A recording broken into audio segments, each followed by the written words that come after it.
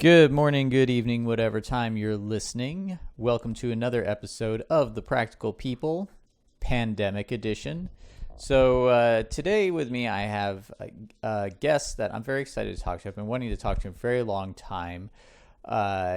According to his YouTube About page, he said, I've worked in Star Trek Into Darkness, Walking Dead, Fifth Element, Guyver, among lots of others. I've made pretty much everything of every material, but foam is my favorite. Mr. Evil Ted, thank you for being on the show. I'm very excited to have you. Oh, thank you. Thank you for having me. This is awesome. Thank you. One of the things that really excites me is, just the volume of work that you've done. I mean, you've worked on Pirates of the Caribbean. You've worked on one of my favorite TV shows, Boston Legal. Yeah, it's funny. It's so funny. I work on bits and pieces of shows. It's like when you make a TV show or a movie, it's such a huge thing. Everybody's involved. So it's so hard to make a show without an army of people. So every time I work on some shows, I always get a little bit or a little piece or a nugget of something I'm doing. But the Boston Legal one was very funny. I had to make wooden cigarettes.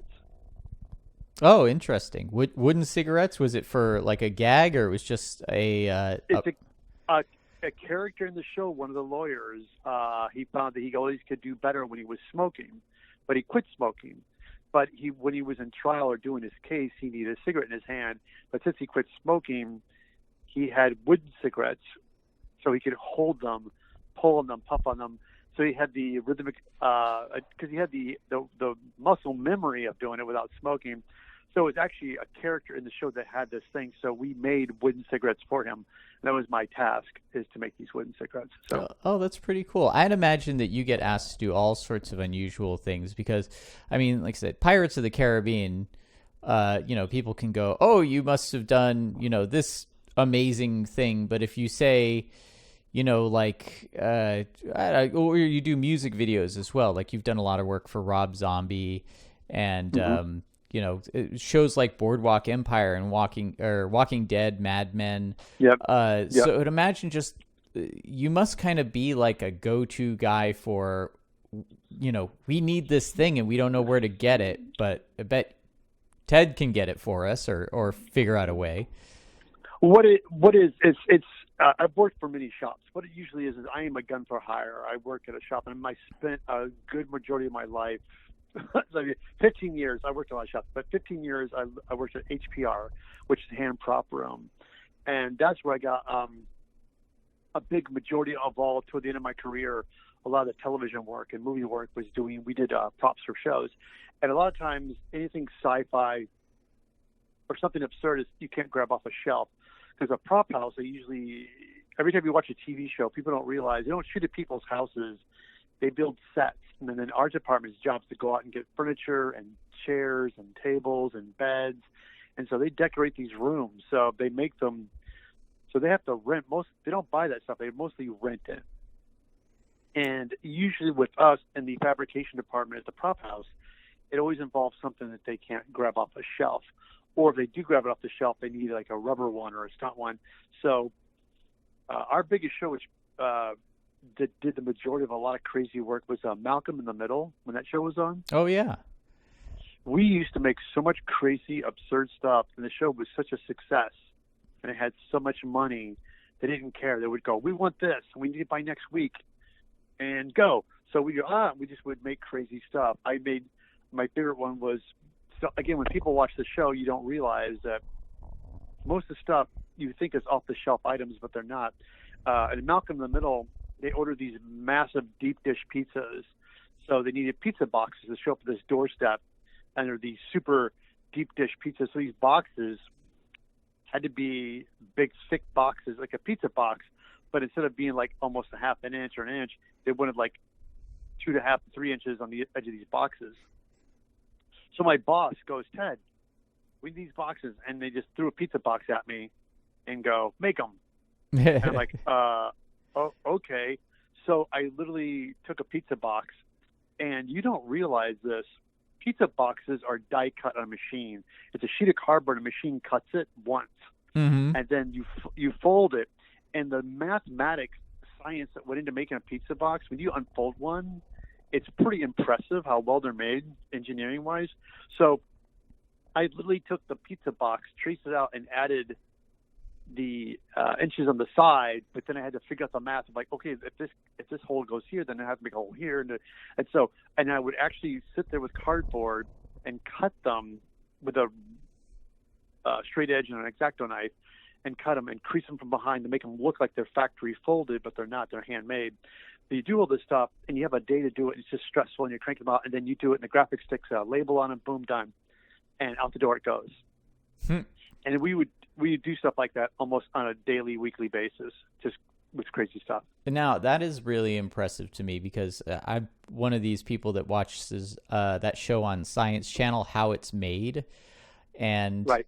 It really does kind of drive home, like you said, all the things we take for granted that, you know, it's like you can just look around, you know, what I've got a yogurt container that I was eating from earlier on my desk. And I'm looking at that going like, you know, somebody had to design that, figure out a machine that would make that, make it cost efficient, you know, all that stuff and make it pretty much automated so that they could, you know, do it at an affordable rate. And here you are getting thrown these design challenges pretty much every day is what you're telling me. Well, it was funny. It's just real practical stuff. And there were some crazy ones, too, where it was about time. There's this episode where I think what the grandmother of the show loses her foot. They put it in a cooler. It's like I can't even know the premise of the show. The show was so wacky. But Grandma had her foot removed, and they had to put it in a cooler. So it was a medical cooler. It was styrofoam. And so they jump online. My bosses, they're smart. They always try to see what they can buy first. Like, before we have to make it, let's see if we can just find something. Right. Because when in production, prop people and prop masters don't have time to look for stuff. They just want it. So they have people to do things.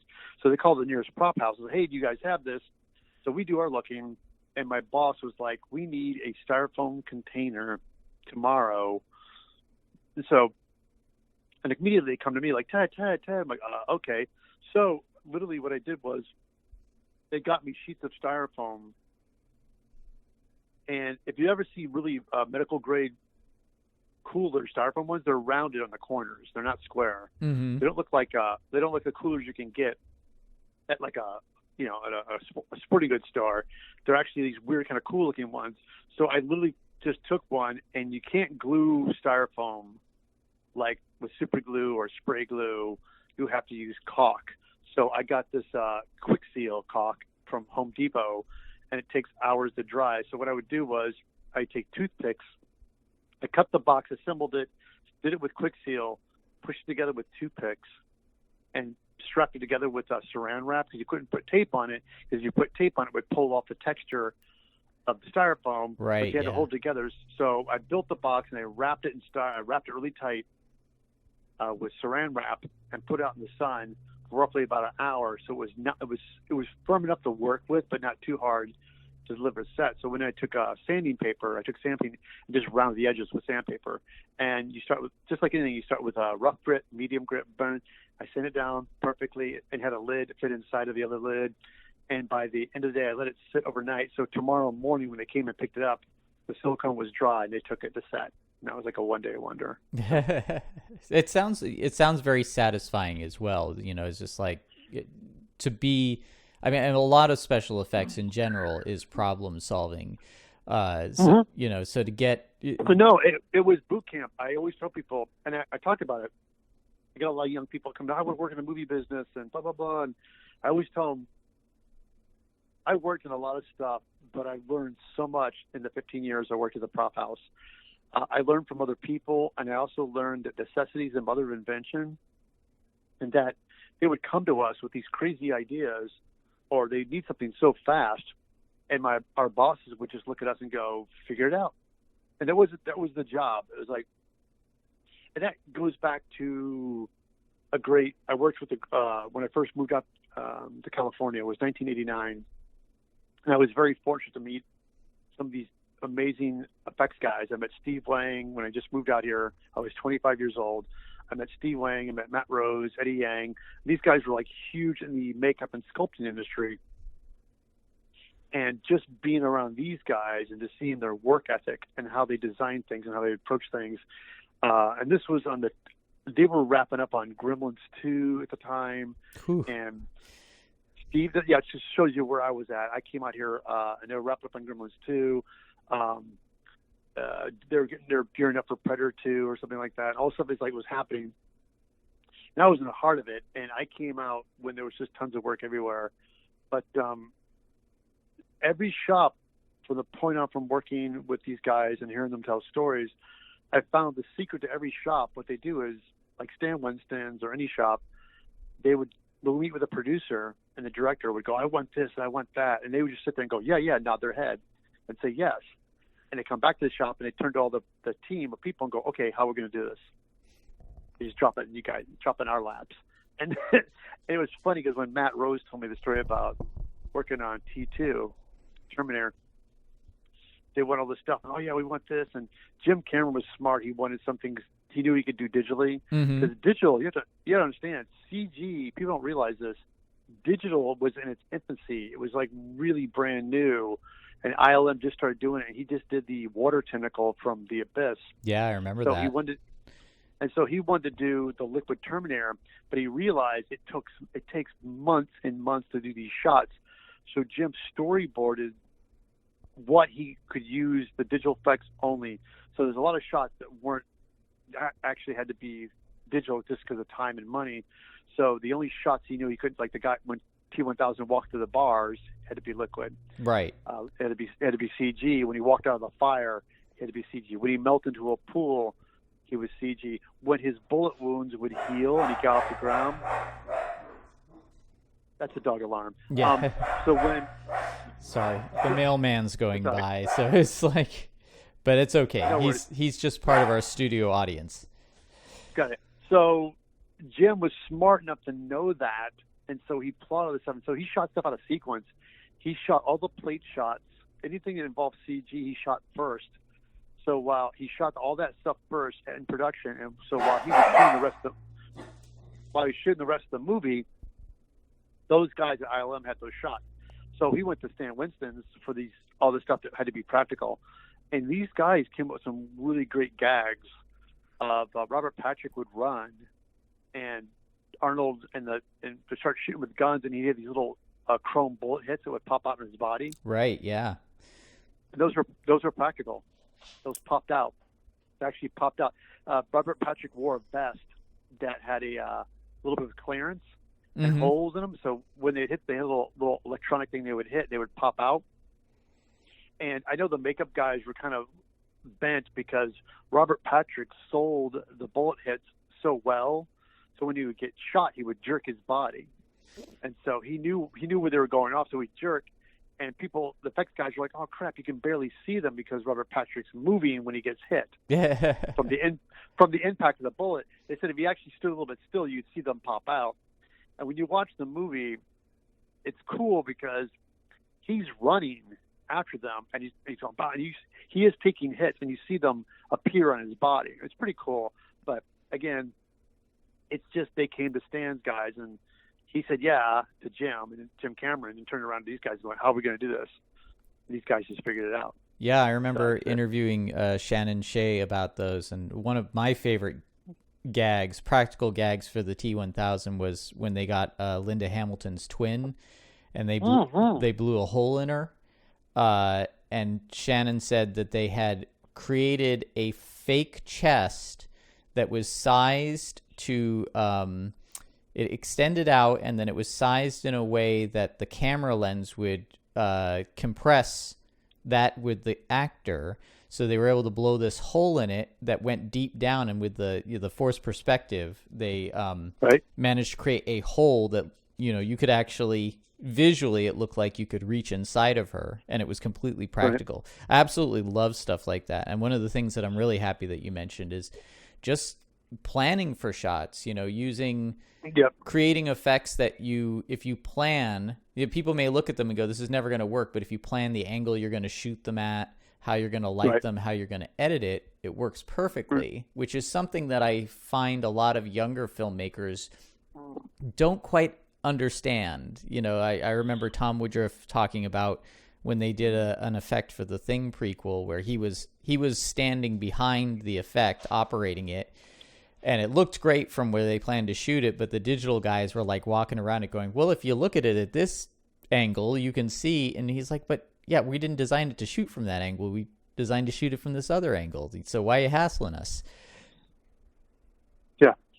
Well, that's because there was this big wave of the digital, which I love, because when the movie came out, people were all bent about the digital work in it, and I'm glad the film did do as well, because people were like, what the fuck?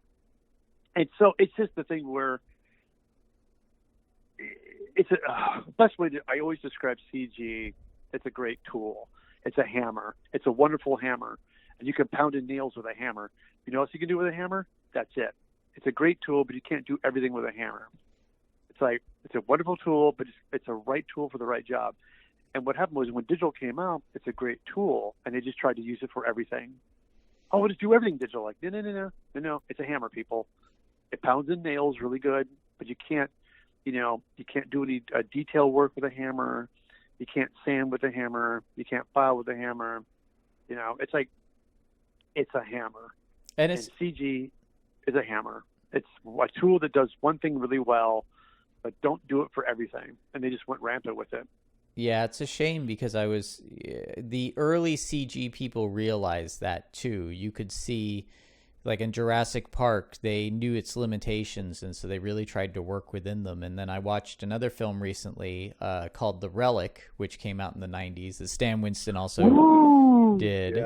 Yeah. And I realized that, hey, there's a lot of great practical work in this movie that Stan Winston did, and the shots that were CG worked pretty well, because they essentially what they did was they lit the movie to match what they knew they could do with CG. So when the CG shots happened, they were pretty seamless, except at the end when, well, spoiler alert, when the creature exploded in a ball of fire. I looked at that and went, Right. They should have figured out a way to maybe blow up a practical version of that to, make it look not so corny. But yeah, no, you're absolutely right. And these days, CG's gotten a lot better, but no, it totally has, yeah. But what I'm also finding is so has practical. And some of the advantages to practical, I was talking to Rick Lazzarini for my last interview. He said he gets a lot of practical work from people saying, like, hey, we'd love to do the CG, but it takes too long. We got a quick turnaround here. Can you do it practically? And even with him, like you said, with the prop houses, before they go asking somebody to build something, they call around. He had a Slimer, and he got the job because they called him and said, hey, would you happen to have a Slimer? And he's like, yeah, I actually happen to have a Slimer right here. So he got the job. What was that for? It was for the QuickBooks commercials where they brought Annie Potts in and had her reprise her role as Janine. Yep. So funny. And when you said that, I thought that's what it was, because the Slimer looked okay. It looked a little bit simplified, like from a cartoon, like a kid video or something. Well, what he created it for was the Ghostbusters 2016 reboot. It was made just to be a stand-in for the CG. But he told me in the interview, he said, well, I wanted to make it, I didn't have a lot of time, but I wanted to make it as good as I could.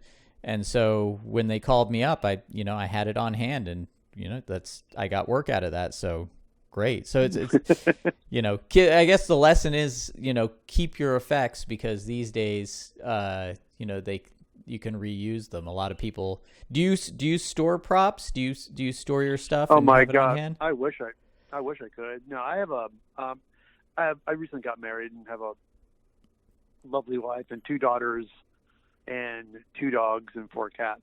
So my giant, massive house of space is like been occupied. I turned my loft into a home. So I minimize my space. I am making costumes, and I realize at a point where my profession is making stuff, I have to have places to keep it. But as for making them prop, I have some occasional little hammers and hand props and some weapons and things. But as for big pieces. No, I work most. I'll tell you, with most people in my industry, we make stuff.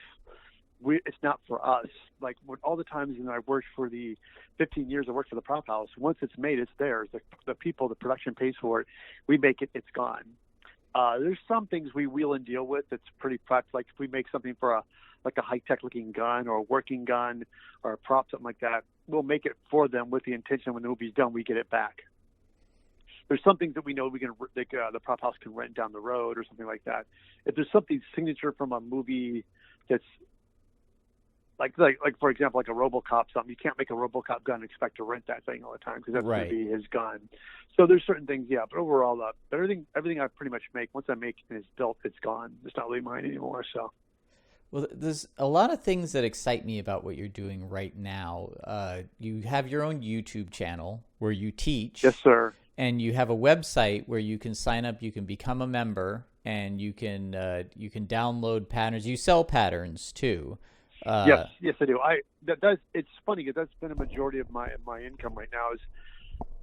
I have a YouTube channel and I do tutorials. I teach people how to craft with foam, and then I get people that subscribe. And that's great. Get my numbers up, and I get a little bit of ad revenue from it. But the ad revenue is never really a lot to like bank on. So it's like a couple hundred bucks a month if you're lucky. And then because there's people out there when you get in the millions, like that's what always blows me away. That I'll see people who do blogs or vlogs. There's people who do makeup or just do.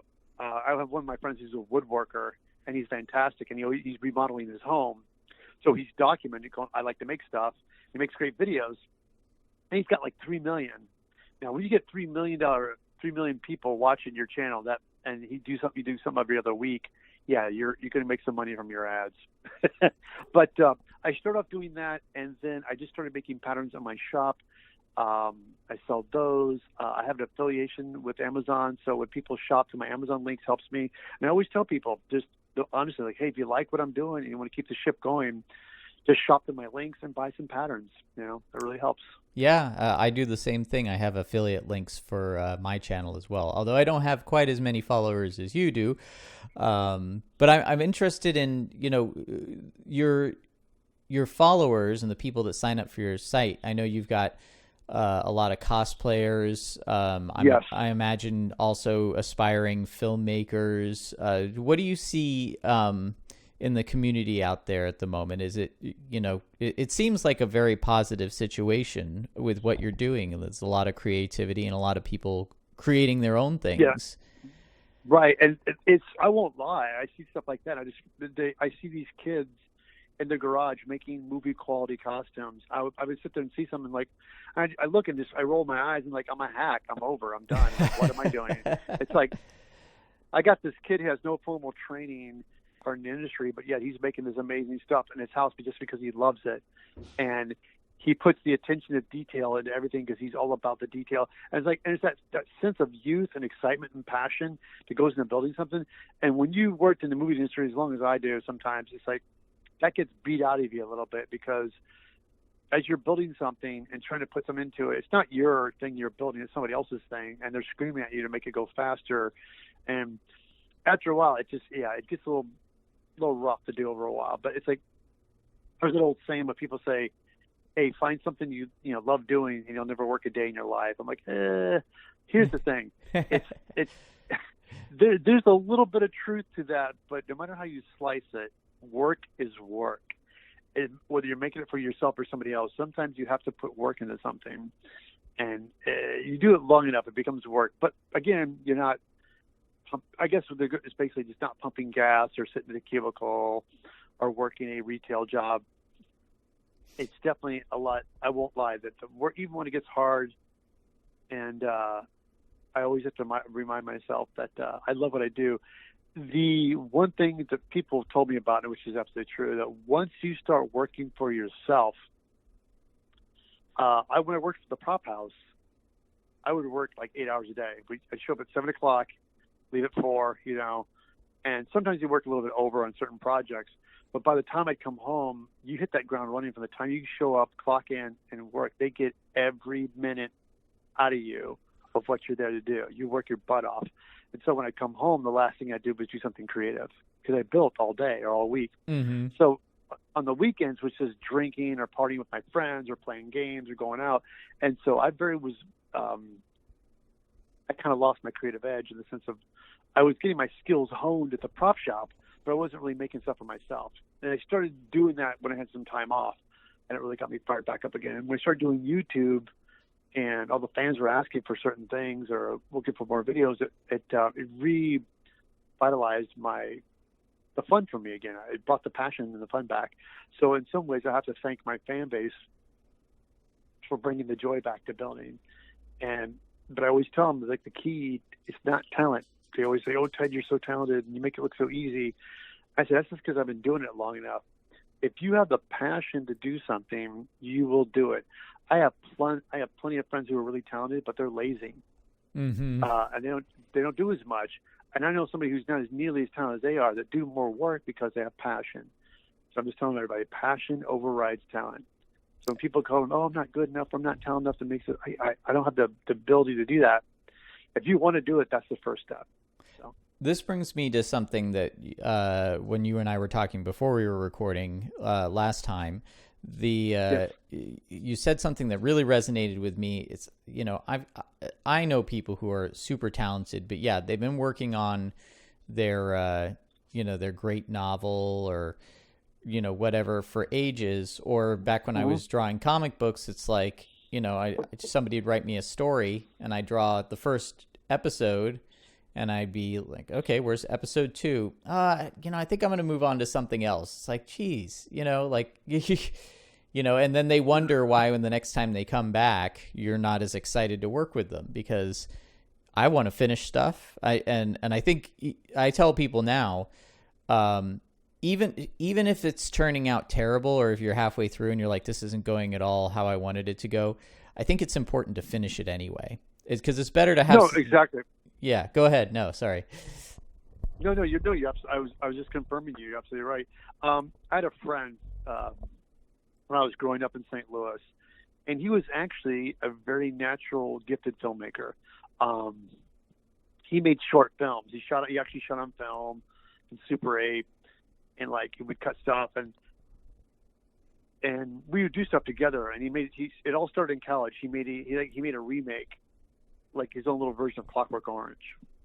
I thought it was amazing. And it was all done with friends at school because he loved the film so much. It made such an impact on him. He made his own little version of it.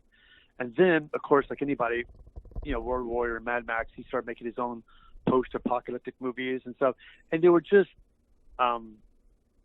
technically, were just easily put together.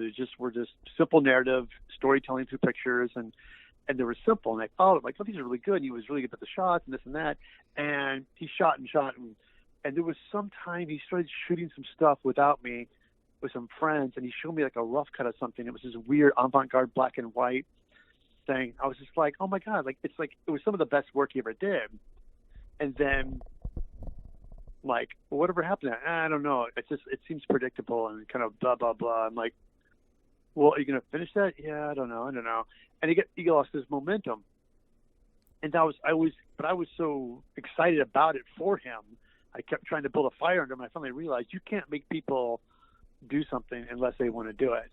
And he was like, oh, and then finally I said, why don't you do something different then? Something new. And he goes, it's been done before. That's been done before. I'm like, after a while, it's like, dude, you're not going to be compared to any of the big films. Like, but this is the most inhibiting thing that people are running into is this fear of failing. Fear of making something is not going to be perfect, or somebody's going to go, oh, I've seen this before.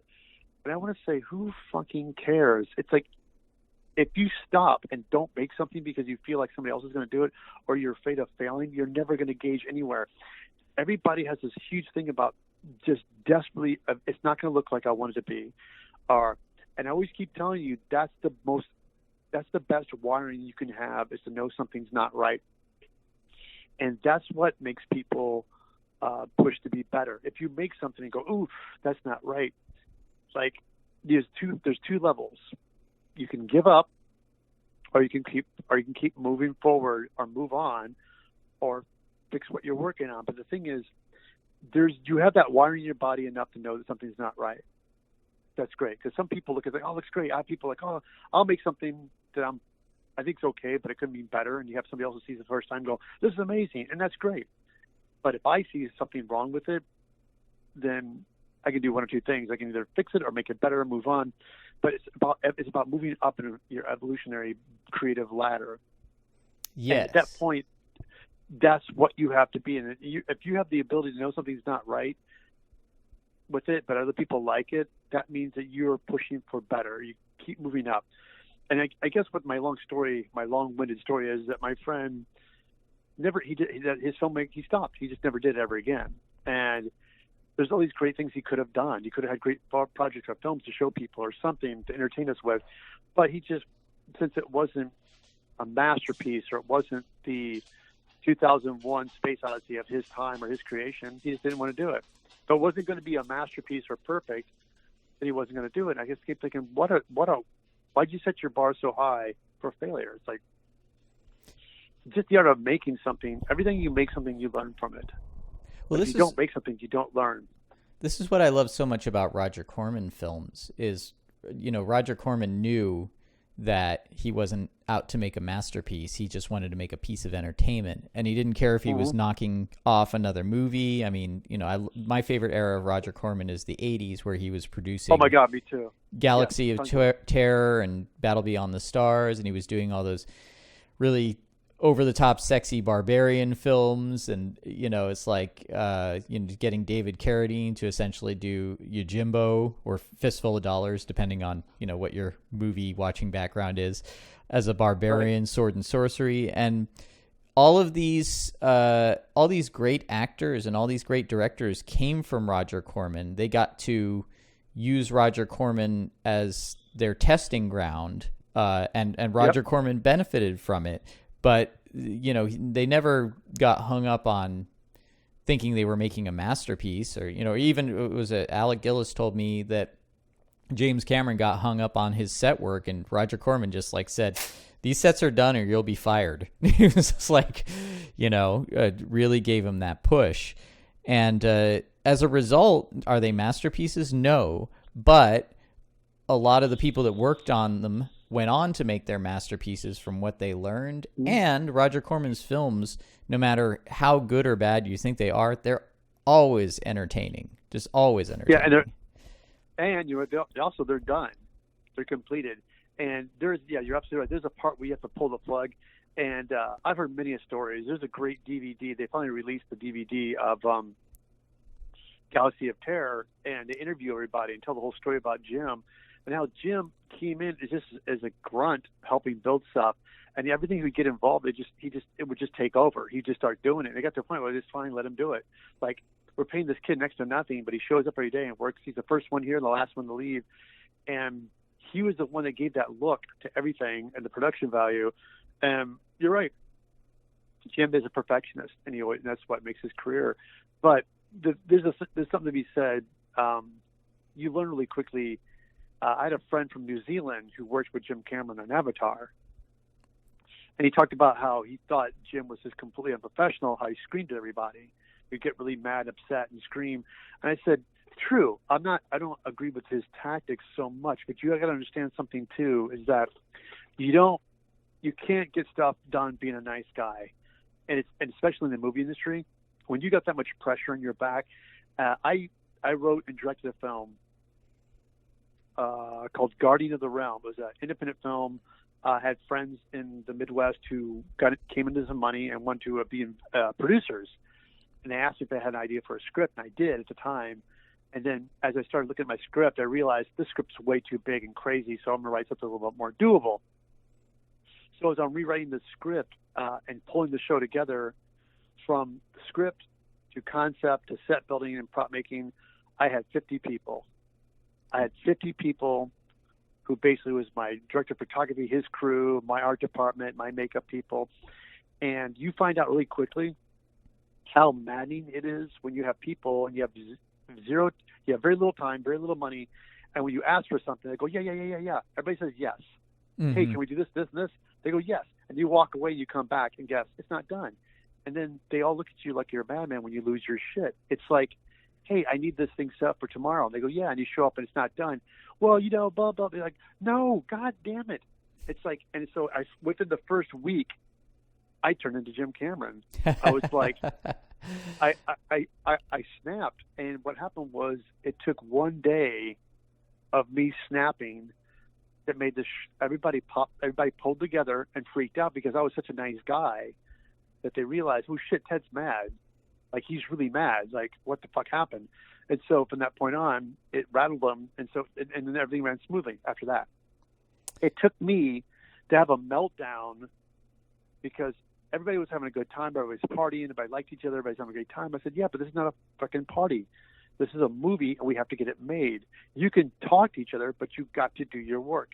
And yeah, it took me to lose it to make it happen. And so I can wrap your head around that when you're dealing with multi-millions of dollars. And Jim always hires the best people at their job. And the funny going joke is, anybody's working on a Jim Cameron film, Jim can probably do your job and better than you, but Jim can't clone himself.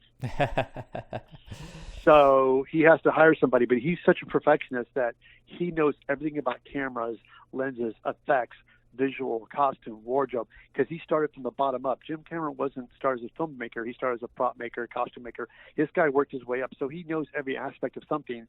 So don't try to bullshit him. That's one thing I learned really quickly about people say, like, if you're right, you can stand up to Jim. You just have to be right. Ah, yeah. No, and that probably makes sense. I bet in that sense he would be very reasonable and grateful for something that would make the quality of what he's doing better because, that's what I've heard. And we got to work with him on Titanic. I was on Titanic for like about 4 months. We were doing the ship ripping apart. The ship they shot out in Mexico, it broke too cleanly. It looked like a cartoon when it broke. Jim didn't like it, so you wanted that rippage and shripping with the metal ripping and the ship like a ship like ripping apart. So we shot that back at Los Angeles at the soundstage. We set this thing up, and we would shoot dailies. We'd shoot dailies of the shot, and then we'd watch it, and then the guy would get in his car and drive out. This again, guys, everything was still on film. Get in his car and would drive out, and this is before Skype. This was in like the 90s where the technology wasn't there. So Jim had this Viva satellite connection with us at the soundstage at Jim's editing bay at where was that? Somewhere up by the beach. And he would watch on his monitor. He would get the dailies and he would watch the monitor and watch the footage. He'd watch with us and he would just point out, okay, the ship, why is there smoke coming out of the portal windows when there should be glass behind the portal windows of the ship? There's smoke coming out from the windows. And we're like, oh shit. And we look at our boss and the boss, well, we're having problems with the glass breaking. And so Jim would be like, so your solution to the problem was not to put glass in the window because they were breaking? This has cost me $40,000 a shot. So how about we just focus and put glass behind the fucking windows? Therefore, we won't have an issue with that. And you're like, oh shit, he's right. It's like, again, everybody's, cutting corners to do shit to get things done, and then ends up biting him in the butt because it's his film. And it made me realize as we're watching this movie, Jim, when they have the flash at the beginning of the film where it says like a Kevin Smith film or Robert Zemeckis film or Jim Cameron film, when it says it's a Jim Cameron film, he literally oversees every shot of that movie. I worked on films with Contact with Zemeckis. He did that movie Contact. Mm-hmm. He had a visual effects department. They did the visual effects shots and they just delivered them and gave them to him, and they edited the movie to the editor. He didn't sign off on anything.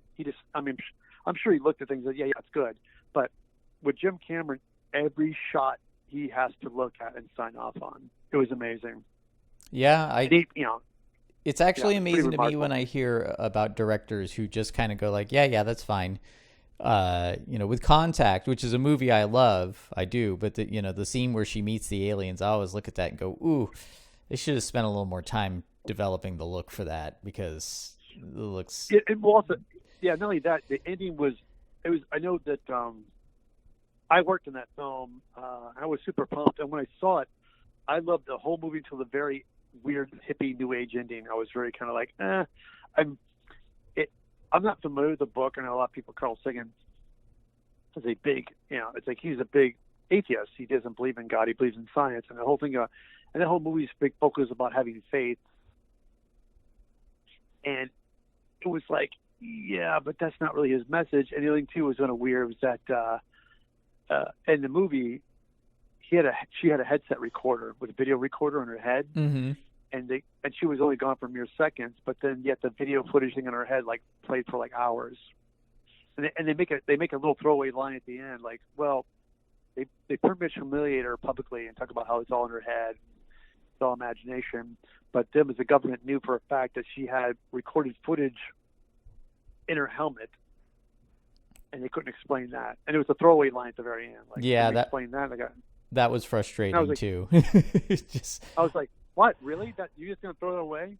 Like, on a story level, yeah, that was a bit frustrating. But going back to like I said, building the miniatures and doing all this work and your own movie, and understanding Jim Cameron. I mean, I'm an independent filmmaker, and I've gone through the same stuff where making my own movie, I did the puppets. I did have someone that I handed the miniatures off to, and she did a wonderful job. And my friend Jenna helped with the makeup and stuff. But for the most part, it was a movie that I knew I only had the actors for a certain amount of time, and so I would do.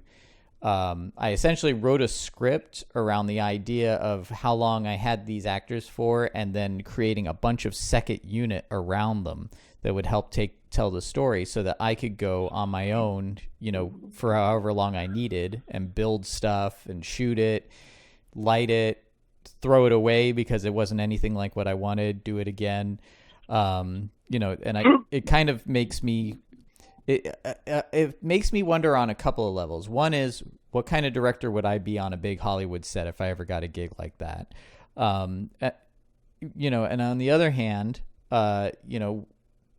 now what we're facing with this pandemic and people are staying at home, what with the consumer technology and information like you provide on your website and YouTube channel, resources like Stan Winston's School and other YouTube stuff, what are we going to be seeing? What will people come up with? Because it seems like amazing stuff can now be done with next to nothing.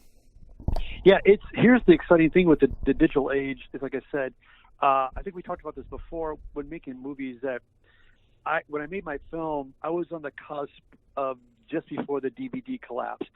Like, this was in the era where people still went to Hollywood Video and Blockbuster and stuff.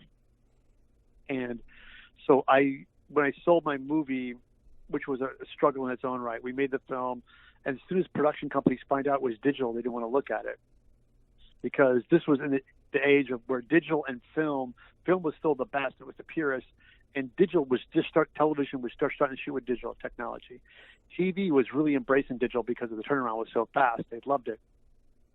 So everybody was shooting with the red camera and shooting TV shows, and everything became, so all of a sudden the prop jobs that we were doing with the prop house stuff we used to get away with, everything had to be super high def now. So we had to build super clean on everything. And so that was a big changing factor as well. So when we got the movie picked up, I was happy to say that I got our film out there. It got Blockbuster Hollywood Video, and then within less than a year after that, year and a half, all the stores closed up. Everything's gone. And as frustrating as it was, it is the birth of a new generation of filmmakers now, because when I made my movie and had it all done and spent like $150,000 to make this movie for my investors, that you had to get a producer rep. You either tried to go to the film festival circuit, producer rep. You had to get this, you had to get that, and then you'd make you had to make packages, send out to other production companies to buy your film, and all this paperwork and selling things out. And now, you don't need a studio, you don't need a producer rep, you don't need a production company to put your movie out. There's this thing called the internet, and it's out there for everybody. You can make a movie. You could cut it and edit it on your laptop. There's visual effects and stuff on Adobe Premiere that's mind-boggling. Like, you can do gunshots, muzzle flashes, bullet hits. there's even technology, you can do like blood splash and blood hits on a digital format, and it's crazy. And these kids have got nothing to do but sit at home and learn this stuff, and they're skyrocketing. And you can make a movie. The only tricky thing is now, like even when it was, and when I made my film, was how do you get money out of it? Because when we made a movie, you had a producer rep that's going to take a percent of his money, and then you got the distributors who buy your film and lie to your face and tell you that we spent $30,000 in the ad campaign, so the first chunk of money we get, we're going to pay ourselves back with that stuff, and then so basically you don't make a dime. And so now with the digital age, you can get Kickstarters and raise money to make your project and get people to believe you, tell your story, get funding, get money out there, make it. But again, once it goes on YouTube, you can definitely get a lot of people to follow your channel and watch your movies. There's a thing I'm hooked on YouTube called Dust. Dust makes a whole bunch of sci-fi shorts. I'm watching these things, and it's funny. What I like about Dust is that it goes from some really extreme high-quality ones with recognizable actors and some great production values, and some stuff that's mediocre, and some stuff that's not that great. It's always a hit and miss with these things. Like some I think are really good, some I think are kind of bad. But the idea that everybody's out there and you can see it, and I'm wondering how they make money from that, because that's alien to me. I don't know how that works. Yeah, well, people are making money. Part of it depends on who the distributor is. I've heard good things about distributors like Epic Pictures, Dread Central, and Terror Films. As Fangoria is making their own films. A lot of the video on demand is taking off, especially right now where people are sitting at home. With nothing to do but watch television, which, by the way, if you're listening to this and you're sitting at home with nothing to do but watch television, it is a good time to learn a new skill. So when the dust clears and Glenda the Good Witch tells us we can come out, you might actually have something you can use that you didn't have before. But anyway, right. I digress. The VOD, Amazon Prime I'm a big fan of at the moment. There are a lot of people putting their movies on there. They're like, oh, it's free on Amazon Prime. Well, you only get pennies for like minutes watched. And if someone turns off your film, that's it. But on the other hand, you can sell your film for, like $2.99 for a rental or something like that as well. So people, what I'm seeing is, and this is what I'm modeling my future films on, is the less money you spend, the more likely you're going to get some money back. But the fact is they can, and this is something that I told people when I premiered the trailer of my film, The Quantum Terror, at a non-South by Southwest event because it had been canceled. Someone said, how did you get, what was your budget? And I told them my budget, which I'm not going to advertise on any recorded medium, but they said, well, how did you get that much production value? I said, by realizing that your audience cannot touch whatever you put in front of the camera. So it doesn't have to be that thing. It just has to look like it's that thing. We use styrofoam sheets, those soundproofing sheets you get at Lowe's. Right. Yeah. We painted them with gray paint and sand to make them look like concrete walls. We had to keep reminding the actors not to lean against them because they were so convincing. So it looks like our characters are running through concrete tunnels, and it's really inch-thick styrofoam sheets that are just painted, and we did a lot of tricks like that. And that's what you're making. It's like I watched some of the clips on YouTube of Guardians of the Realm. Thank you. And it looks fantastic. It looks, again, going back to that.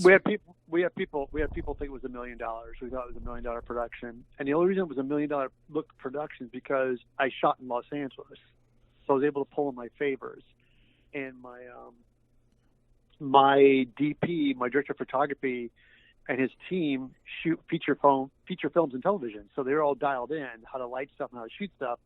And it was me and my guys that were able to. In the story, there's a secret ground organization called the Core, and it was an underground building. So it consisted of 7 flats. I had 7 flats. I had styrofoam beams, and I had wall sconce lights that I made myself. So I made the beams and I made the wall sconce lights, and we went out and got desks and tables and chairs. And when we shot, we said, this scene, we're going to shoot the office. So we did the office together. Then we had a shot of walking down the corridor, We just took the same flats. It was the same flats we used over and over again because we'd shoot because it took time to set up, so we'd shoot everything we could do of that day with this set, and then we shot this set, and we had we had a sliding door. We made an elevator door.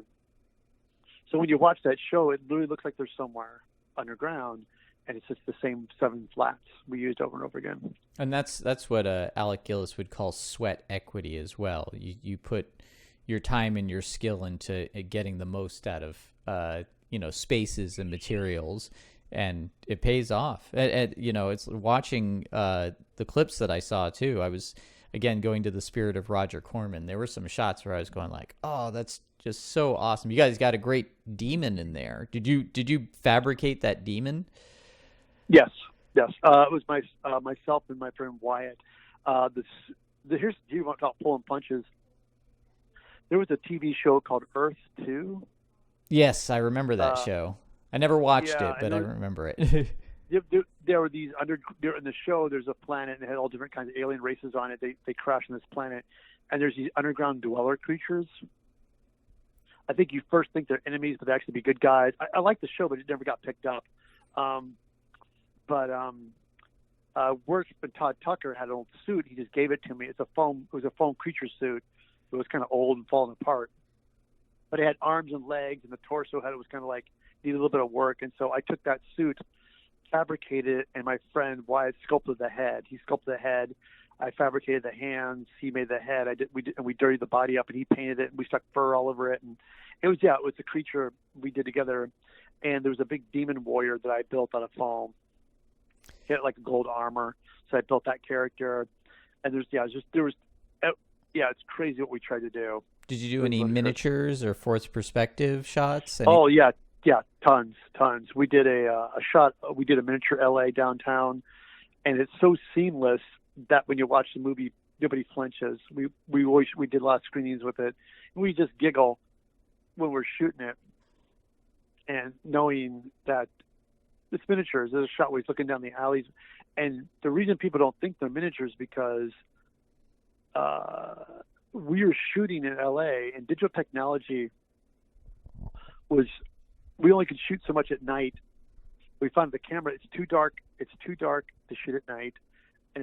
So we found that there's a magic time to shoot was twilight. Mm-hmm. Was when it was just as the sun was setting with the digital cameras. So we get these establishing shots of the city at twilight. So we'd shoot twilight, so we shot streets of highways and the rain, the traffic. We'd shoot around twilight. And so all the shots of the city at night there's a scene with the goth girls running on rooftops. That's all done with miniatures. She's on a real rooftop in Pasadena, but every time she looks down on the street was all done with miniatures. Oh, that's really cool. I love stuff like that, especially people don't utilize, I think, enough the point of view shot. You're cutting away to what they're looking at, and that's a golden opportunity to use a miniature or a puppet. That's really cool. So so Guardians of the Realm is, you mentioned before that it might be on YouTube for free. I haven't been able to find it, but I would encourage others. No, but I meant like, here's the thing is, you guys can find it on DVD. I think you can, it's got different names in different countries. In Germany, it's a Virago. I think it's there's different titles because they always do that. They buy your film. There's a hold on. I think I have the box somewhere. I was gonna think. But they have different titles for it. But yeah, there's Satan's Slaughter, Virago, the Demon Virago. There's all kinds of like bizarre names for it. Just as a side note too, I gotta say I was impressed with the club scene just because I spent a lot of the 90s and early 2000s in the goth death rock punk scene in Los Angeles, and I was like, yeah, he nailed it. That's pretty much exactly what it is. What's fun about what's a great little side note about that was that we needed people for the movie, and we realized that we were kind of like we needed good people, and there's a company, I think it was called Bat Pack. So. And what it was a goth casting agency. I think I knew the person that ran that. I'm blocking on her name, but yeah, I should go back and look at those scenes and see if I can spot anybody I know. Yeah, it was interesting because we went and they were really great and really sweet. And what was fun about it was that when we tried to do the traditional thing, we went to goth clubs. Hey, kids, you want to be in a movie? And then like, what's it pay, man? Like, okay, never mind. Mm-hmm. So we realized we had to go to an agency. So we did, and when the kids showed up,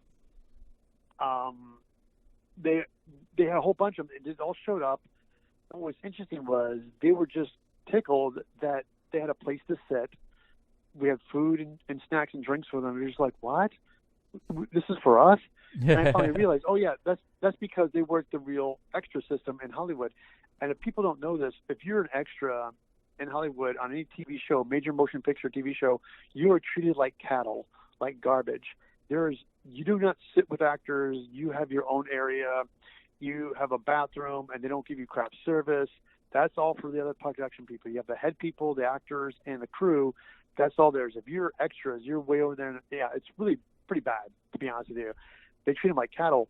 And I started realizing that when we brought the kids in for our scene, oh, that's right, because I worked on shows where the extras are over there in a separate corral area with chairs. And so if you want food, you bring it, and yeah, it's pretty miserable.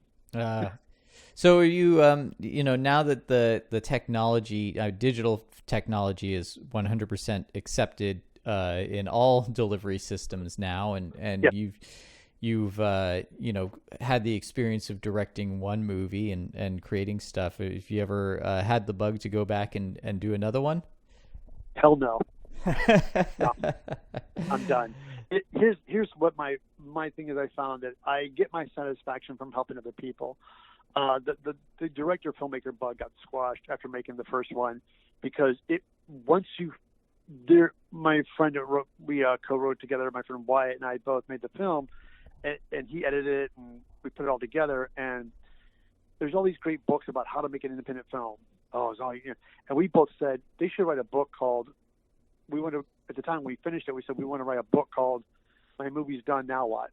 And we finally realized that was the one thing that all these books we ever got, nobody talks about what you have to go to get your film out there. It's all about, now it's all, all these great tricks and trades. But once the film's done, it was a really rough, hard lesson, because once we made the film, nobody wanted to look at it because you weren't anybody.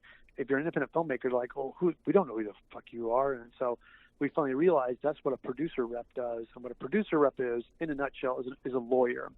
A producer rep is a lawyer that basically calls his lawyer friends and goes, hey, I got a film that looks pretty decent. You guys should look at it. That's how it works, because you're basically paying somebody a fee of money to show the film. And here's what happens is that if you make an independent film that looks pretty decent, and you want to show Miramax or Lionsgate or all these guys that, who used to be big dogs at the time, like, if you want to show the film to them, you can't show up at their door with a DVD in your hand, because this happens all the time with everybody. You can't get it. So what they do is you have to find somebody who has a reputation, who's sold movies prior that they bought from them. So you basically start looking for a producer rep. Before you look for a production company or distributor, you got to find a producer rep. So, and it took us months to find a decent producer rep, because we found tons at the beginning, like, oh yeah, I'll rep your movie, I'll take 20%. We're like, what? Yeah. I'll rep the movie. Yeah, we got tons of those guys. They're just dirt bags. You think lawyer, my God, producer reps are the biggest bunch of dirt bags. So I'm happy to say that a lot of them have lost their jobs now, because DVDs and stuff are gone, and people are selling their own stuff now. And it's so much easier. I'm so glad those dirt bags are gone. Yeah, the distribution landscape now is it's catching up to the democratization of filmmaking. Now this it's basically, it's kind of like Napster. Like what happened to the music industry when, like, Napster and YouTube and like that changed the music industry overnight. It just collapsed it, and if people could download their music, nobody had to go to Tower Records and stand in line to go buy their DVD or their cassette tape. It's like when the whole download thing happened, it changed the foundation. And now with movie streaming, it's the same thing with the music industry. Everything had to be reformatted, and there's a lot of parasites that just got stomped on, and I'm so happy to say that. And I do refer to them as dirtbags. So you're a producer about them, you're a dirtbag, dude. So it's funny too, because I think a lot of what happened with the music industry was just that. There was a lot of resistance. It was resistance from people who could no longer take advantage of young people. You can't take money from people. What, you can't rip anybody off? Oh, you can't steal from anybody anymore? Oh, I'm sorry. Yeah, this is like, oh, this is a problem. We got to go to Congress and tell them why this is a problem. And then, a bunch of stupid laws get passed, and then it doesn't matter anyway because progress is progress, and you really can't stop what's happening. No, it's true. It's true. And so, yeah, that's what happened. I've been saying to people lately, we live in a world where a 17-year-old girl and her brother made an album in their bedroom while their mom brought them grilled cheese sandwiches, and then she took home all the Grammys, so.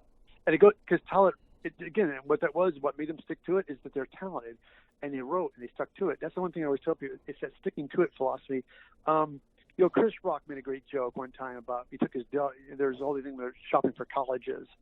So that whole thing where all the schools would talk about, you come up, he said that people come up to college, like, trying to get people to go to their college and say, hey, everybody, you students out there, everybody out there is going to be a president, or you're going to be a secretary of state, you're going to be an artist or a designer. And then Chris Rock's like, yeah, maybe out of his entire, auditorium, there'll be 5 people.